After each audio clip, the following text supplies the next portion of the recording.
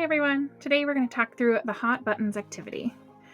The first thing we're going to think about is different behaviors that push your buttons. I want you just to think and ponder if there's any that stands out to you.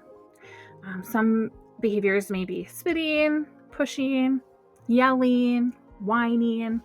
So I just want you to think about what behavior pushes your buttons the most. The second section is to really think about the emotion word that describes the way each of those behaviors makes you feel. And so if I'm thinking about spitting, and maybe an emotion that may go with that is disgusted.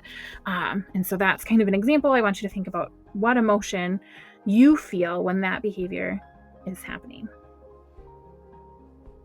Okay, so let's look at the next section. It says, what is the impact of your feelings? How do you respond to each of these behaviors? And how do you act or react towards a child when they display each behavior? Those are some big questions. What is the impact of your feelings? How do you respond to each of those behaviors? And how do you act or react towards a child when they're displaying that behavior? The next section makes us think a little bit deeper. How do these behaviors and your responses impact the relationship that you have with the child who is, doing the unwanted behavior that pushes your buttons?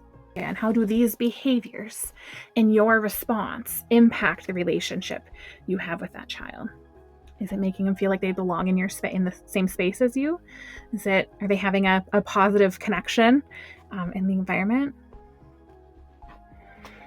And then that last part, even extending it further, how do the child's behaviors and your responses impact the relationship you have with the family?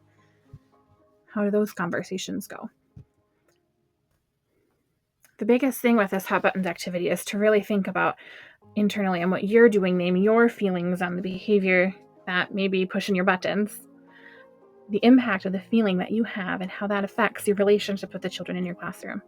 And it's okay that behavior is pushing your buttons, but we have to think through how we can, respond and still have a good connection with each individual child in your classroom or your space, as well as having those positive interactions and being very intentional with those relationships between the child and the parent as well.